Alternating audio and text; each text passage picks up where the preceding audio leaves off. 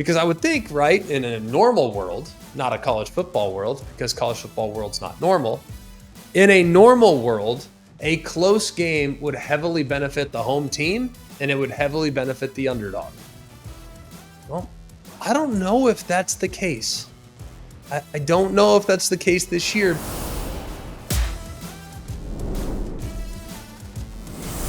Hello and welcome to Always College Football. I'm your host, Greg McElroy, and today is the first breakdown show, preview show of October. This is where we start to separate the men from the boys, some teams that are paper tigers, some teams that are extremely real tigers. We're going to find these things out here in the next couple weeks because up to this point, how many of you guys, just being real, and this is not a slight on Ohio State, like people take this as like such a slight.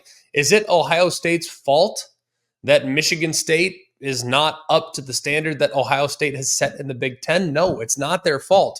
Was it Ole Miss's fault that their teams in the first 4 weeks weren't very good? Not really. I mean, these schedules in many cases are booked 10 years in advance. But at some point, teams' quality has to reveal itself. And this could be the week where some teams get got. You look at the schedule, and we'll get to it here in a second. There's a lot of teams that are ranked going on the road. There's a lot of teams that could fall victim to look-ahead situations. There's a lot of teams coming off the bye week and might be lethargic. There's a lot of teams that are going into the bye week and maybe they can't get there fast enough. There also are some teams coming off emotional wins last week that might be a little flat in places where you don't want to be flat. So it could be an exciting weekend here in college football here in week 6. Even though some of the matchups on paper aren't necessarily going to jump out to you. So let's not waste any time. Let's dive in. Continue to encourage all of you to like, rate, and subscribe to the show wherever you get your show.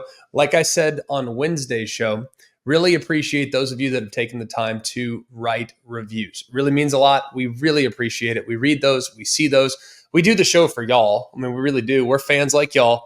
So we all want to celebrate the sport together, but we also want to make sure that you are as prepared as possible to engage in thoughtful conversation when it comes to these games this upcoming weekend. So let's dive in. Let's kick things off with the only ranked matchup at the weekend. It's in College Station, where the Missouri Tigers will take on the Texas A&M Aggies. Number 9 at number 25. This game will be noon Eastern time on ABC.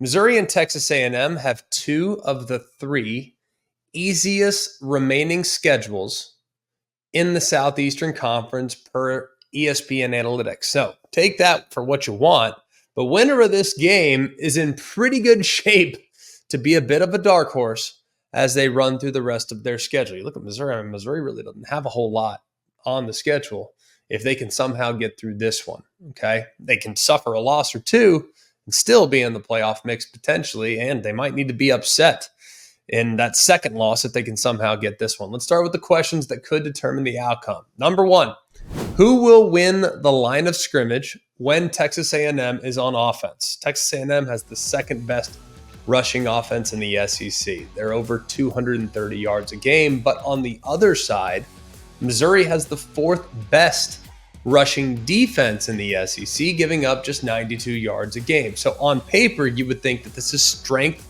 versus strength. You would also go a layer deeper and say, well, Missouri's not letting anyone just run in the end zone. They've allowed just 1 rushing touchdown this year. And then you dive just a little bit into the actual matchup. And I'm wondering, has Mizzou been challenged? Has Mizzou faced a team that is going to commit to the run the way Texas A&M will likely commit to the run? We know Texas A&M's leading rusher, Le'Veon Moss, coming off a career high, went for $117 in his last game against Arkansas. He's actually 3rd in the SEC with 471 rushing yards this year. But more impressive about Moss, when you watch him, how many of those yards come after first contact? Okay, because if you watch him, he's running through contact, he's running angry, and it's really tough to bring him down. So good against good, but in this particular case, I'm thinking the good for A&M might outweigh the good for Missouri. Question 2, can Marcel Reed, new quarterback for the Aggies, and we've kind of gone through this. Probably not enough, but more in just a second. Can he hit a big play or two to keep that defense honest? Now, Marcel Reed and Connor Wigman, two very different players. Connor Wigman's a really good player. Nothing about Marcel Reed and his skill set takes away from the quality that Connor Wigman's displayed in the Nagy uniform the last couple of years. They can be both and.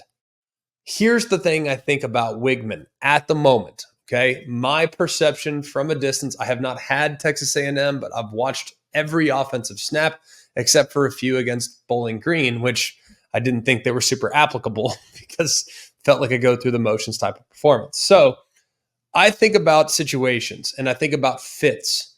There are some great coaches that are not good fits. There are some great quarterbacks that are not good fits. For instance, had Tim Tebow gone and played in an offense that forced him to be a pro-style player and not use his legs at the college level, would that have been a good fit? I think to Brian Harsin. Brian Harsin, who was an amazing head coach at Boise State, won a ton of games, went to Auburn. He wasn't a good fit. Doesn't mean he wasn't a good coach. It just means he wasn't a good fit. So my question is Connor Wigman a good fit for what Texas A&M wants to be offensively? And so far, I don't know the answer to that. I think Marcel Reed, though, is a good fit because Marcel Reed's skill set resembles that of what Colin Klein has had success with in his time as an OC at Kansas State. Now, he started the last 3 games for the Aggies. They've won all 3. He's averaging over 10 yards per attempt, so he's hitting and manufacturing some big plays. He's actually 6th in the FBS in that category, and he threw 2 touchdowns in each of the first 3 games. Now, not completing a high percentage, but he has also yet to throw an interception. So he's not really putting the ball in harm's way, but he does have some misses. He's a young player, and he's 21% of his throws are off target. That's the second worst in the FBS. So he does have some big misses, but they are taking some chances downfield. And if he can hit a couple of those, it's going to soften things up for the run game even more. Question number 3. When will Missouri play action and big plays start coming with more regularity? Now, Brady Cook isn't exactly pushing the ball down the field right now. And when you think about what Mizzou was last year and how effective they became offensively, a lot of it was Cody Schrader off tackle, heavy play action. Well, this year, one of their 2 or 3 backs off tackle, heavy play action. But guess what? Play action hasn't been there. They haven't really tried it. They haven't committed to it. And Brady Cook, when he's thrown it, hasn't been quite as good. Just 9% of his passes travel 20 or more yards downfield. That is 114th in college football. So not throwing it downfield very often. His average depth of target is just 7.5 yards. That's in the mid-90s out of 134 in the FBS. Now, Luther Burden, the guy's amazing. We know just how good he is. If he goes over 156 on Saturday, he'll become the 12th player in Missouri history with 2,000 career receiving yards. He also has 19 touchdowns in his career. With one more, he'll be the 6th player in the history of Missouri football with 20-plus career receiving touchdowns. He's not alone. They got other weapons as well. But at some point, this play-action passing attack has to start hitting some of those downfield throws, or else this offense is going to be a little bit capped and a little limited. Finally, question number 4, who will win on 3rd down? Now, both defenses pretty good getting off the field. A&M allows just 30%. That's a top 25 group. Missouri allows 24%, which is 7th. So pretty good on defense. Here's the glaring difference is on offense, where Missouri is converting nearly 55%. That's the 6th best 3rd down conversion rate in the FBS, and A&M converts just 38.5%. That's 75th. So huge lean towards Missouri there. And the thing about Missouri, if they can get this one, they'll be favored in all but one game down the stretch. Kind of told you that earlier. They will be an underdog at Alabama on October 26th, but their current chances of making the playoff right now is 1-3. They're about 32%. Well, if they win this game, it's a 50% chance that they make the playoff. So a big one here for Mizzou and their playoff prospects. A couple trends in the game. A&M is 7-2 against the spread as a favorite against AP top 10 teams since 1978, which, hang on a second. How does that make sense? Right? But the Aggies won 3 games outright, most recently in 2022 against number 10 Arkansas. I'm not sure how that reads, but it was in the notes. I don't know what that means. Missouri is an underdog on ESPN Bet, getting 2 points on the road despite being ranked number 9 in the AP poll. This is the 5th time a top 10 Tigers team is an underdog since 1978, splitting the previous 4 straight up and against the spread. Both losses and failures to cover came in games in which Missouri was the higher ranked team. Such will be the case on Saturday against Texas A&M. I'll take the Aggies. I'm not sold on Missouri's defensive improvements just yet. I think their numbers are a little bit of smoke and mirrors, and they're a little inflated because they've yet to face a team anywhere near as much talent as what Texas A&M will have on the field. Other games of significance this weekend. There are 6 top 15 teams that are on the road. 5 of those 6 are favorites. The one that's not is Michigan. More on them here in just a moment. We'll start with number 12 Ole Miss, who will travel to South Carolina. This game will be 3:30 Eastern time on ESPN. Now, after averaging 55 points a game in their first 4 non-conference games, Ole Miss was held to 17 last week against Kentucky. They have not been held to 24 or fewer points in back-to-back games in 5 years under Lane Kiffin. South Carolina, on the other side, allowing 17 points per game this year. So if you're going to score, it's going to be hard to come by when playing against South Carolina. Now, LSU ultimately did score quite a bit in the second half, but it's going to be tough sledding for Ole Miss. Let's start with the questions, all right? Number 1, can Ole Miss block them? Pretty simple question, right? Can they block them? South Carolina this year has 14 sacks. That is 16th in the FBS. But every single Power 5 team that currently sits in front of South Carolina has played 5 games. The Gamecocks have played 4. So on a sacks per game rate, South Carolina is among the nation's elite. 10% of their opponents' dropbacks have resulted in sacks, and South Carolina is 9th in first pressure time at 2.5 seconds, meaning that their first pressure is getting there, and it's getting there quickly.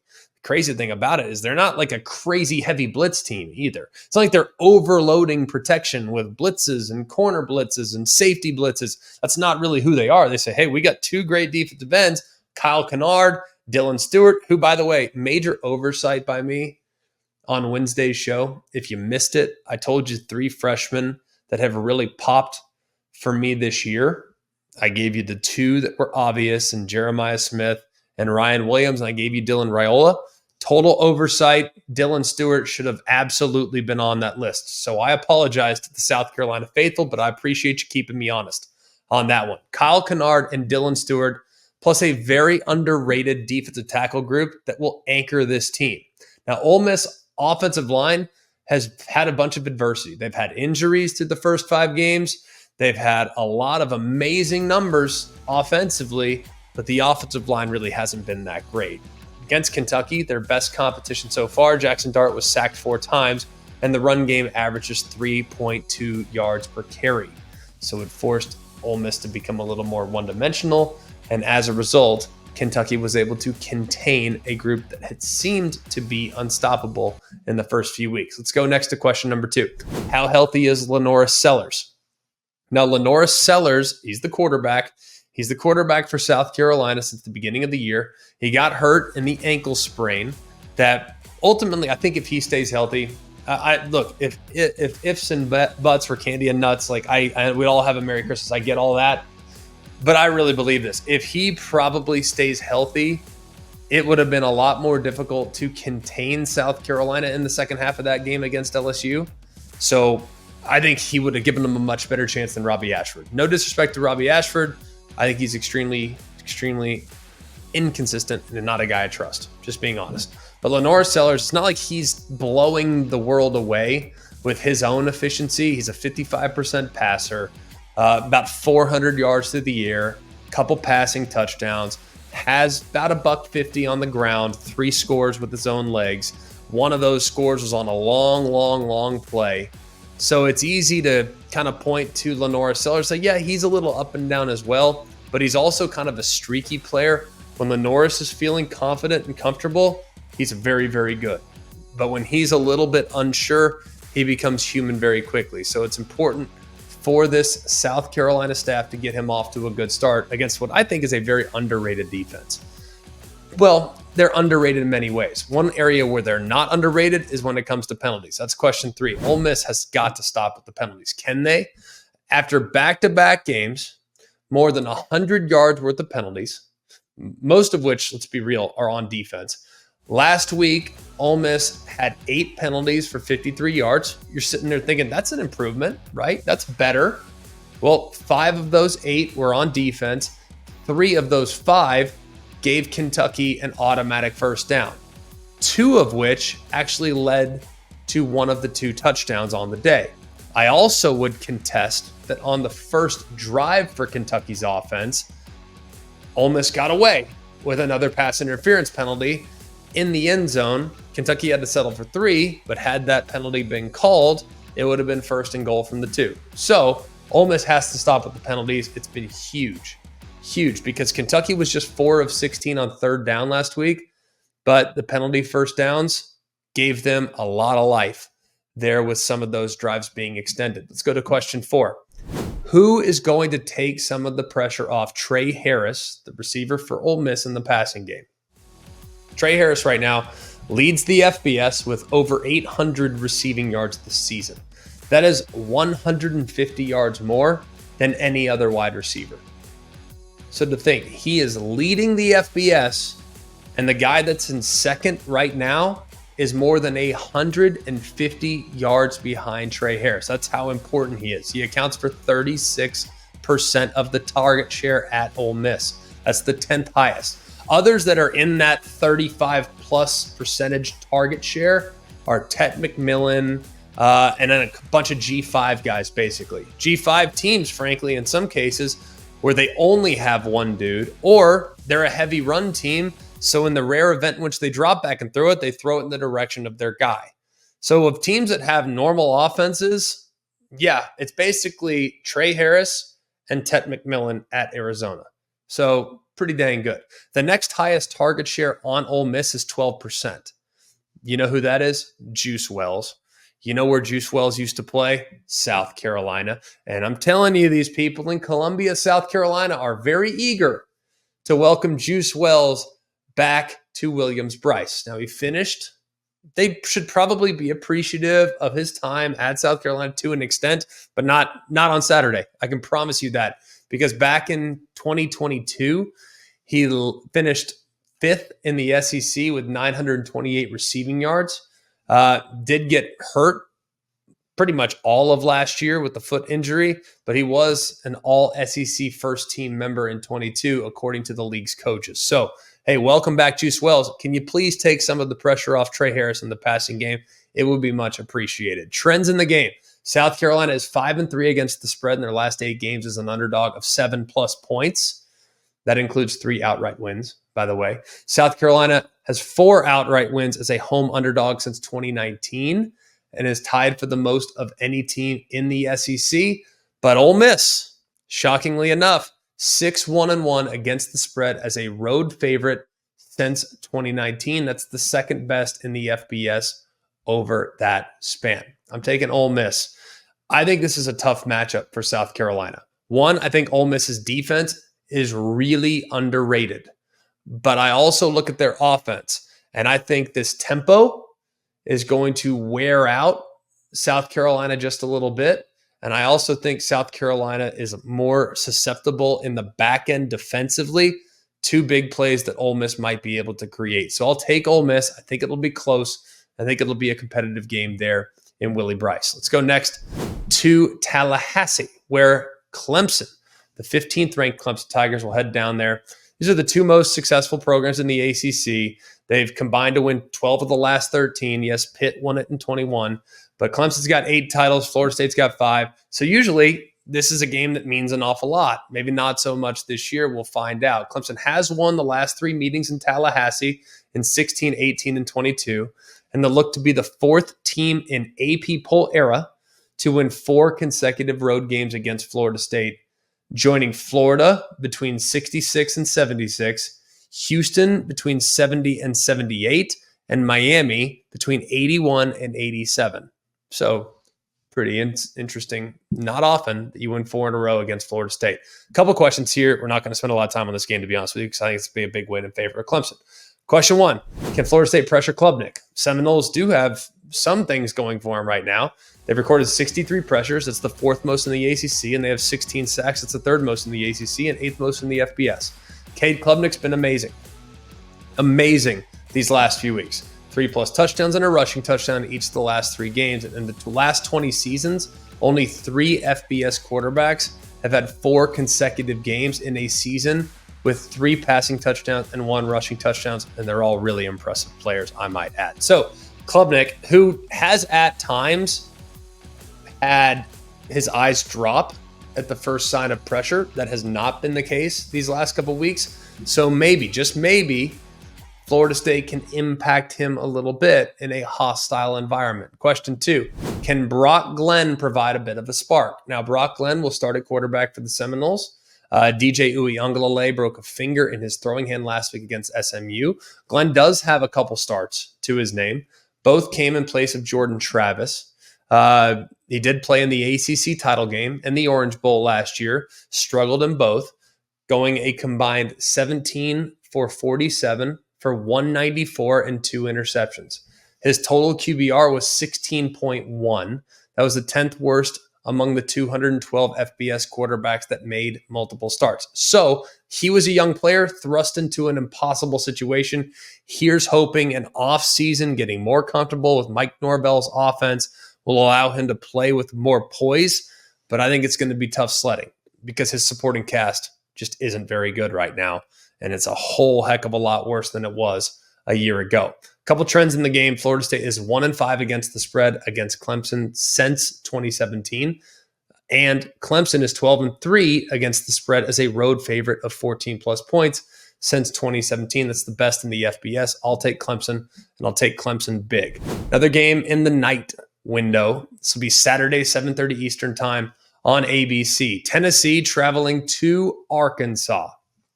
The Vols are looking to start 5-0 for just the 3rd time this century. Tennessee also started 5-0 in 2016 and in 2022. Remember, in 22, they actually started 8-0 because they got off to such an amazing start. Now, Arkansas is looking for their first win against a top 5 opponent since 2007. They beat number 1 LSU that year. LSU went on to win the national championship. But that triple overtime thriller is one that we all still remember very fondly. What an incredible and wild game that was back in 2007. Arkansas's last home win against a top 5 team was in 1999 against Tennessee.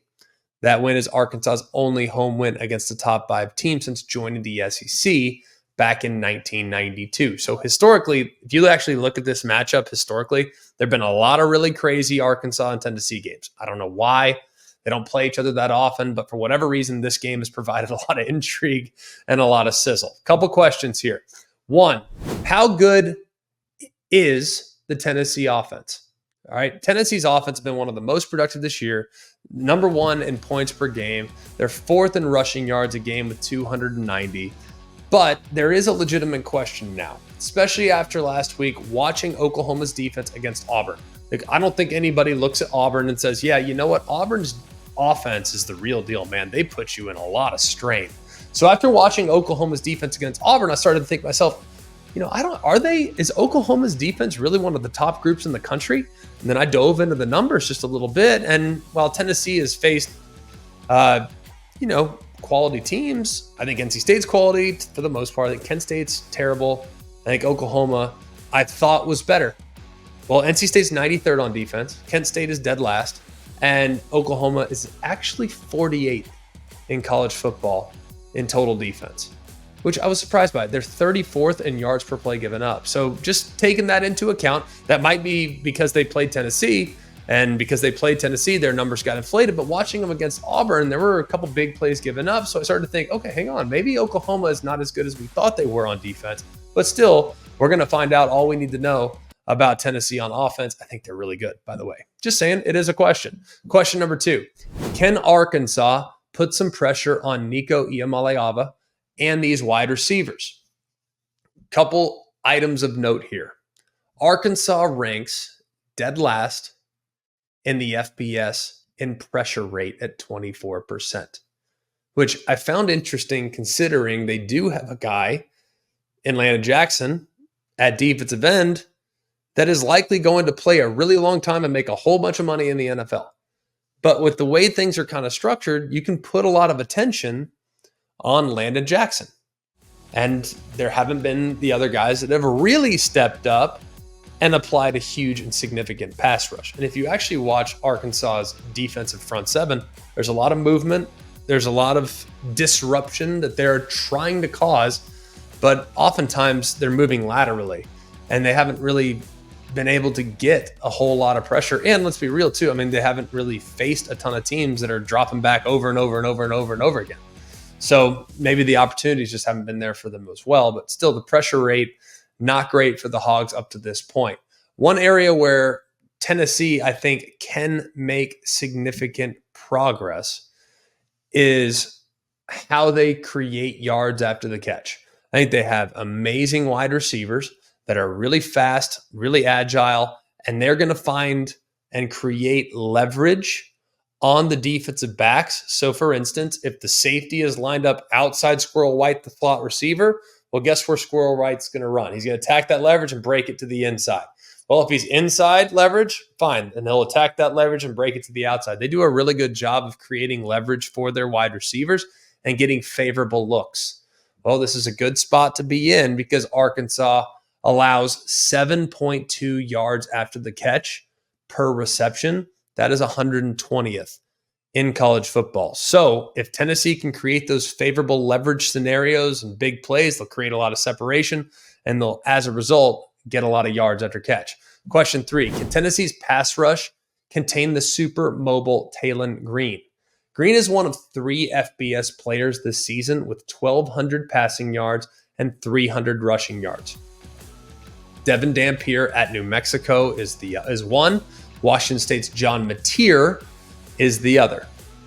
In the last 20 seasons, Green is just the 5th different quarterback to have 1,200, 300 in the first 5 games of the year.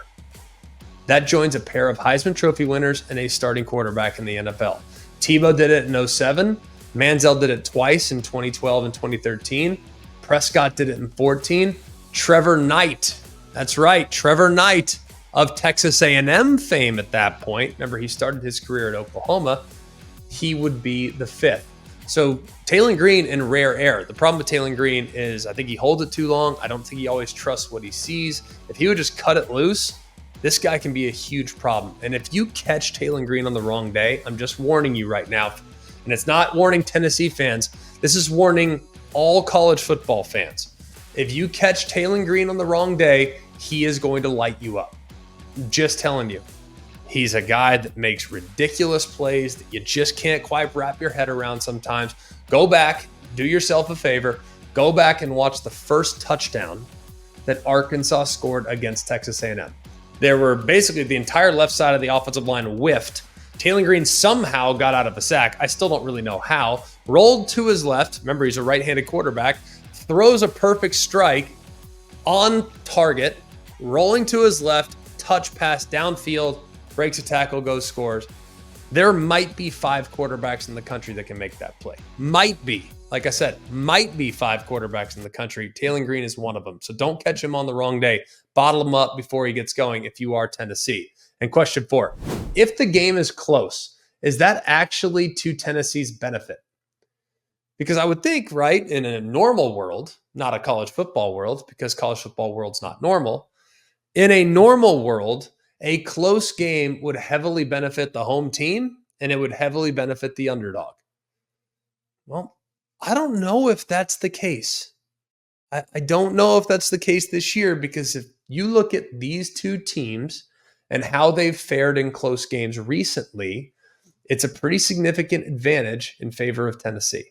Arkansas is 3-11 in games decided by single digits since 2022. That is 128th in that span, and the 11 losses are tied for the second most in the FBS. On the other side, Tennessee is 5-0 in one-score games since 22. That's the best record in the FBS and the only team without a loss. Now, a couple trends in the game. Arkansas failed to cover in 7 straight home games, longest active streak in the FBS, and Arkansas is 7-1 against the spread in the last 8 ranked opponents that they faced. They're seeking their first outright win, however, though, against a top 5 team since 2007. I'll take Tennessee, but I think it's a lot of points. I think it's a lot of points in this game. Moving on to a very strange matchup, but one that should be somewhat familiar for us as college football fans. Number 10 Michigan at Washington, 7:30 Eastern time. Washington is a slight favorite right now. Michigan leads the all-time matchup, but Washington has won Michigan's last 2 visits to Seattle. That was in 2001 and 1983, so it's been a while. One of them's 40 years ago, but why not? Throw it in the notes. Michigan has won 3 straight meetings in the series, the most recent being the national championship last year, which snapped the Huskies' 21-game win streak and kept a 15-0 season for the national champion Wolverines. 2 very different teams, though, from when they teed it up in January. Different head coaches, different players. Washington had 3 guys that returned as starters off last year's team, and Michigan had a whole new host of people that are playing pivotal roles for them this year as well. So it's hard to take tape from last year and apply it to this year because the team is so vastly different. I think you're probably familiar with who Michigan is. Just assuming if you're watching our show, you probably watch a little college football, right? And Michigan's played in some pretty high-profile games, whether it was their game against Texas or their game against USC. You've probably gotten a peek at who Michigan is. What you probably haven't done is haven't dove into who Washington is. So just to kind of keep things in perspective, you're going to look at their schedule, you're going to look at their record, you're going to say, yeah, I'm underwhelmed. Fair enough. But Washington lost last week to Rutgers, 21-19. But just to put into perspective how unusual that game was, they won the yardage. All right. They won the yardage 521 to 299. So they outgained them by 222 yards, which is so many yards. It's insane. They had no turnovers, and they did not allow a sack. It was the 3rd FBS game this century a team lost while outgaining its opponent by 200 plus yards and not allowing a turnover or sack. So Washington's kind of found ways to lose. And if you look at their performance against Washington State, it was similar. They had multiple drives that were stymied in the red zone. It just kind of been unfortunate for Washington, frankly, up to this point. On the other side of the coin, let's talk a little bit about Michigan. Michigan's offense is kind of amazing. And I actually very much like it. I want to see passing. I like to see balance. But they kind of just know who they are. And you have to admire that. Now, they have not really been super efficient. They are 116th right now in total offense. They're 129th in passing offense. The first 5 games of the year, they've changed their quarterback. They've changed their starting running back. They've somehow figured things out. They've been without, at times, their best playmaker on offense. That is Colston Loveland. If you say Khalil Mullings is their best playmaker, I won't push back on that. But I think Colston Loveland's maybe their best pound-for-pound player. Either way, this is a team that is currently 2-0 in conference play, despite recording fewer than 100 yards passing in each win. It is the first time that Michigan has won back-to-back conference games with fewer than 100 passing yards in each. Now, Khalil Mullings is a star, and the guy single-handedly willed his team to victory against SC. If not for him breaking tackles the way he did on that big run to set up the game-winning score, if not for the 4th-and-1 effort to cross the goal line to secure the victory, I'm not sure this team is even in the conversation right now, but Khalil Mullings is a star. Alex Orji has not really provided a whole lot in the passing game. His longest completion this year is 16 yards. There are 156 quarterbacks that qualify right now that have completed at least one 20-yard pass. He is the only one to not have a 20-yard completion. But a lot of people are blaming Alex Orji. But when I watch it, I'm not overwhelmingly impressed with what I've seen from their wide receivers. It's not like they're constantly getting open and he's missing them. I mean, there's kind of tight coverage on the outside. I think you lack a downfield threat. And I don't know if you have a guy right now that I trust a lot to go on the outside and win. I think you have a bunch of guys that look like slot receivers that are somehow trying to create separation, and they're just not consistently doing so. Then I watch the offensive line. They played great against SC, and then you watch them against Minnesota, and it's like, what the heck happened? Now, if not for Edwards and Mullings, that game might have looked very different. You've seen a bunch of missed assignments. You've seen guys not finishing. You're not seeing great execution. I think they've had moments, but I'd just like to see a little bit more consistency. And if you're going to become this run-first style of attack, you got to be as consistent as you've ever been along the offensive line. Couple questions here. Can Washington stop the run? They're giving up about 4.5 yards a carry. And question 2, can Washington block them? Michigan's defensive line has pros abound. They're all going pro at some point, and not in something other than sports. They're all going pro in sports. All right, Washington has 5 new starters on the offensive line. I do think Washington's quarterback, Will Rogers, his experience will help them a lot in this game. He's going to get rid of the ball. He gets it out quick. He knows where he's going with it. He's decisive, and he has sneaky athleticism when you allow him to get out if you over pursue. A couple trends in the game. Washington is 10-1 outright against ranked opponents since 2022. Their only loss is to Michigan. And since 2009, 14 teams have been an underdog to an unranked team while being in the top 10. Those teams have gone 11-3 against the spread, 7-7 straight up. I'm taking Michigan. Now, here's the problem with that pick. Vegas's line doesn't make sense. It just flat out doesn't make sense. How on earth, based on what we saw 9 months ago, and how Michigan was able to handle their business in the trenches. I know both teams are different, but I think the more physical team is still Michigan. I think they have a dynamic quarterback. So I'm going to plug my nose. I'm going to disregard what Vegas has here because it feels like everyone and their brother is going to be on the Wolverines. But it's the only side I can take. And I will put $0 on it because I don't feel confident in it whatsoever. Another game in the Big Ten. The USC Trojans head to Minnesota. This game will be at night as well. A couple questions here. Number 1, can Minnesota slow down USC's passing attack? Now, the stats will show you that Minnesota is among the best pass defenses in the country. They allow less than 100 yards passing per game, technically just under 97. The 4 FBS opponents they've faced, though, only North Carolina has a heartbeat throwing the football. So, yes, it's great on paper that they look pretty good in the back end defensively, but who the heck have they played? Michigan, by the way, not a team that's going to light you up through the air. So I'm not sure we know a whole lot right now about Minnesota's back end. I do know this. I know that SC is for real. They're 12th in the country in passing yards. They average over 300 plus per game. Miller Moss will be maybe the best quarterback that Minnesota sees all season.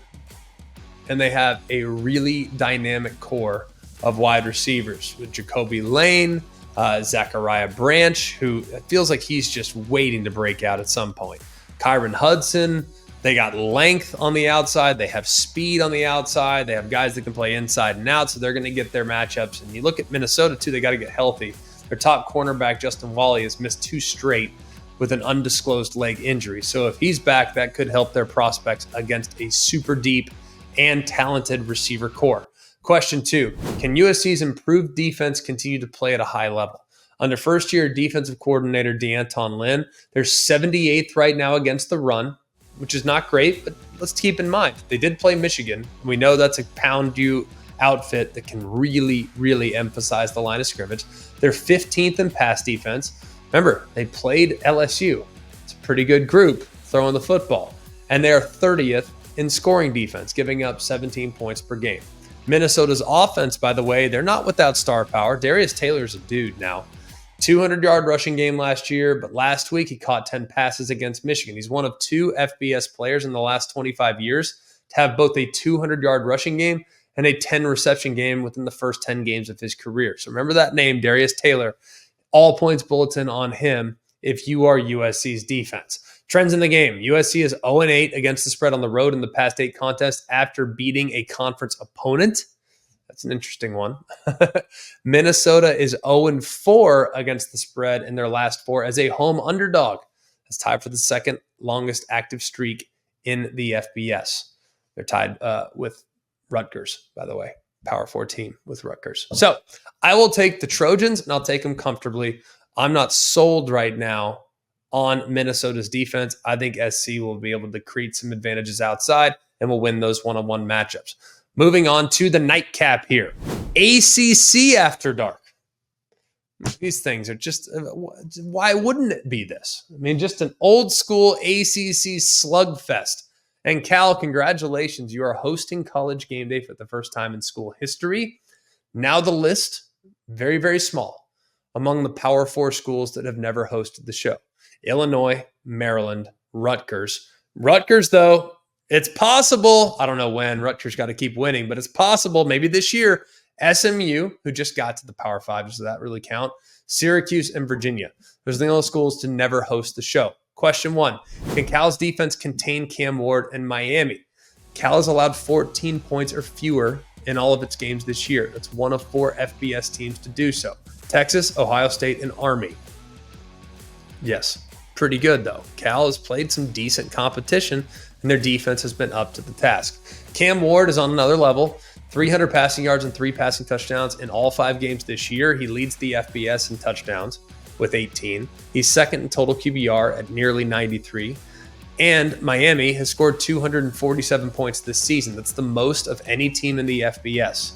49.4 points per game is second only behind Tennessee at 54. Remember, they've played 5 games. Tennessee's played 4, so they are higher in the points per game, but nobody has scored more points. I really like this offense. Cam Ward, I thought, got a little greedy last week, tried to force a couple plays, didn't see the field as well as he normally does. I would expect a bounce-back performance from him here. And then question number 2, will Cal continue to turn people over? They have 10 picks this year. It's the most in the FBS.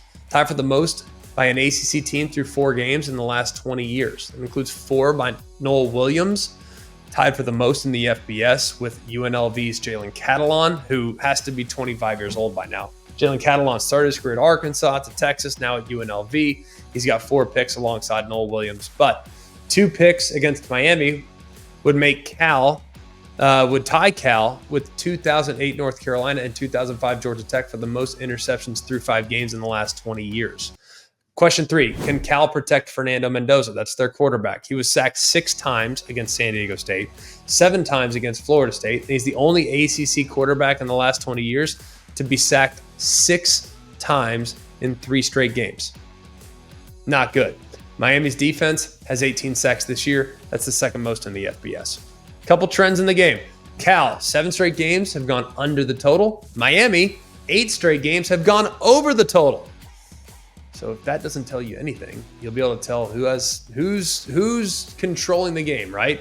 If Cal, and it's feeling low scoring, it's feeling methodical, then Cal's having it their way. If it's up tempo and it becomes a scoreathon / a track meet, then Miami's having it their way.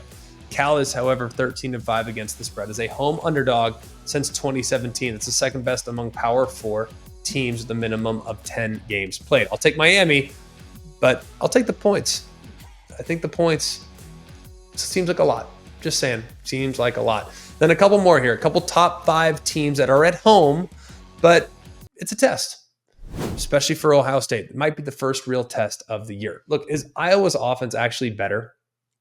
No, I don't know at this point, but it doesn't seem like Iowa can play and compete in a big game without having a big boost offensively. Now, here's the good news. If you look at what they've been this year, granted, weak schedule up to this point, Caleb Johnson has been pretty good. Iowa's rushing attack has turned out 200-plus yards in each of their first 4 games. That's a first for Iowa since 2013. They're averaging over 250 yards per game on the ground. That's second in the Big Ten and 10th nationally. So it's easy to poke fun at Iowa and say, well, the drive to 325. I hear people say that all the time. First of all, I don't know if that's still in the contract here, but I can tell you this. At least they're showing life on that side of the ball. Because for a long time, there wasn't even that. They couldn't even run the ball with efficiency, but that group appears to be better. Of course, huge test this week because Ohio State is going to completely sell it against the run. Because if you put the game on Cade McNamara's shoulders, you can't feel very confident if you are an Iowa fan. You look at the talent, significant edge for the Buckeyes. I think Ohio State wins this one and wins this one big. Auburn is on the road at Georgia. Georgia is a healthy favorite of about 24 points. This game's 3:30 Eastern time on ABC. I'll be on the call alongside Sean McDonough and Molly McGrath. Couple things I'm looking at for this thing. What is going on with Carson Beck? All right. Well, yeah, statistically speaking, really impressive last week, but he had 4 turnovers. He also got called for an intentional grounding in his own end zone that resulted in safety.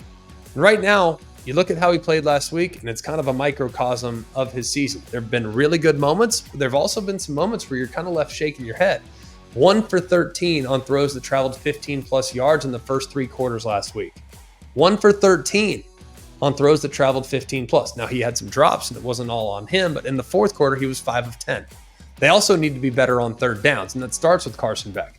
Among the 130 qualified FBS quarterbacks, he's 44% completion.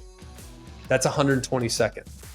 On the other side, Peyton Thorne, he ran well against Georgia last year. Ran 61 yards on 1 rush by itself and ran for 92 in the game. Second most in a game in his career. He had 120 plus against Samford, an FCS school, back in 23. I do think the passing game, though, is much better than they've been in the past. Peyton Thorne has got to be smart, though, with the football. SEC worst 6 interceptions this year. 4 came in the loss against Cal. And Auburn, as a team, has committed 15 turnovers this season. That's the second most in the FBS behind East Carolina. So it's going to be fascinating. Look forward to being there on the call for the Deep South's oldest rivalry there in Athens at 3:30 on ABC. A lot more games to look forward to. Michigan State is on the road at Oregon. It's probably top to bottom the most talented team that Oregon has played just yet. And Jonathan Smith, no stranger, 2 games against Oregon. He's coached against them 6 times, but those were all obviously when he was at Oregon State. He's actually played them very, very well.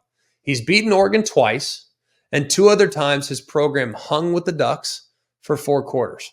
Michigan State, I think, is a lot like Oregon State, frankly. They have a history of being able to kind of punch above their weight. So this is one I'd be a little bit careful with. Just saying, I do think Michigan State's got a lot of warts. They're not great along the O-line. They turn it over like crazy, but hey, at least there's some familiarity with the head coach of Michigan State and having been to Eugene before. Syracuse at UNLV. Now, I'm leaning Cuse right now here, by the way. Kyle McCord's been on fire, all right? Really been on fire. Now, UNLV's ranked. Everyone's talking about the Matthew Sluka situation. Well, in comes Haj Malik Williams, did an amazing job, crushed Fresno State. But I think this is by far the best team that they've played so far. Cuse, I just have a slight lean there. I don't know why. I just have a strange feeling about the orange in that matchup. SMU is at Louisville. Now, the Mustangs have put up some pretty impressive numbers.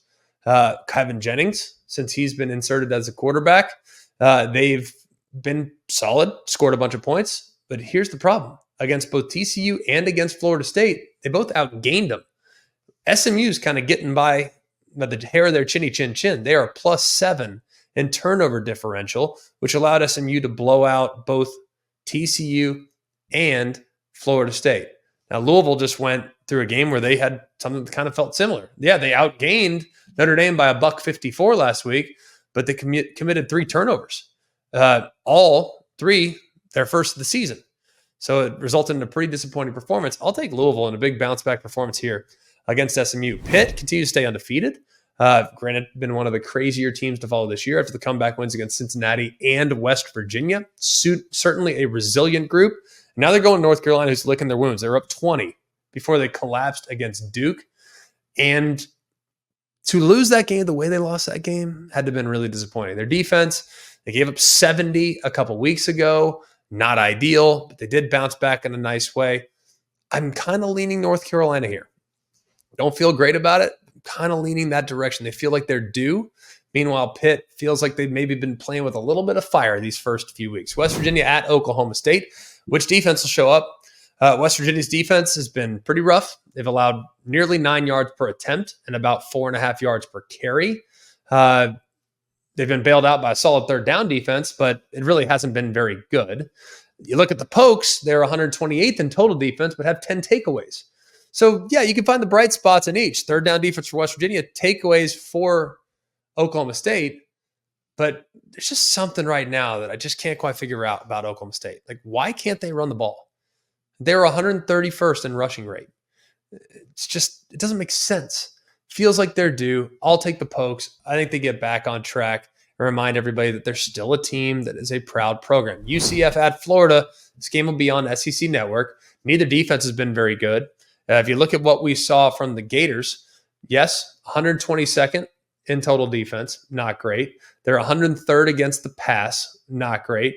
But more teams are running it against Florida than I can ever remember seeing teams run against Florida. And we know what UCF is. They want to pound the ball with RJ Harvey. They want to pound the ball with KJ Jefferson. I think this is going to be a high-scoring affair, but I lean Gators. I think they have more talent. I think this is one after the bye where they come out and they play really well, but it does have a little bit of a look-ahead concern. But man, Florida can't look ahead to anybody right now. Let's be real. Duke at Georgia Tech. Duke, first 5-0 start since 1994. They need one more win to clinch a bowl game, which would be pretty dang impressive. And last week's pretty amazing that they were able to ride Star Thomas, 211 yards to come back against North Carolina. I think it comes to an end, though. Georgia Tech gets the win at home against Duke. And then Texas Tech at Arizona, a little Big 12 after dark. On paper, it's a really tough matchup for Arizona. Arizona had a great win last week, but Texas Tech is 15th in offensive rush and 17th in defensive drop back EPA per play. Meanwhile, Arizona's 15th in offensive drop back and 49th in defensive rush EPA per play. So put simply, you kind of look at it, Joey McGuire, I would expect them to play pretty well, even though they haven't been very good on the road. They're just 3-9 in his tenure on the road away from Lubbock, which is something that would be super concerning. Brent Brennan, on the other hand, 10-2 in his last 12 home games at San Jose State. So what goes here? I'm taking the Red Raiders. I think they get it done on the road at Arizona. Arizona flying high, beats Utah last week. Texas Tech comes in and takes care of business behind a really powerful rushing attack. A couple giant killers to give you. Be careful laying the points anywhere this week. I'm just telling you, this feels like it could be a chaotic week. Look on paper, look at the matchups. You're thinking, yeah, I don't know. Maybe this will be a week where I'm not as dialed in.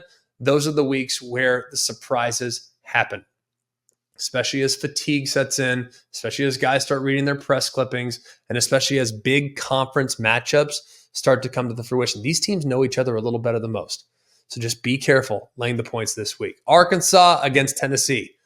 Be careful if you're the Vols. I'm not picking Arkansas to win. I already told you I'm taking Tennessee, but I wouldn't want to mess around with Arkansas. You catch them on the wrong night. I've done a game there in Fayetteville before when Texas came to town, and Texas wasn't as good as Tennessee, and they got run out of the gym. Be careful. Arkansas is going to be bouncing off the walls for that one. It's a huge opportunity for Sam Pittman. Florida against UCF. UCF's favored in this game. Can I call Florida a giant killer when playing against UCF? I'm going to.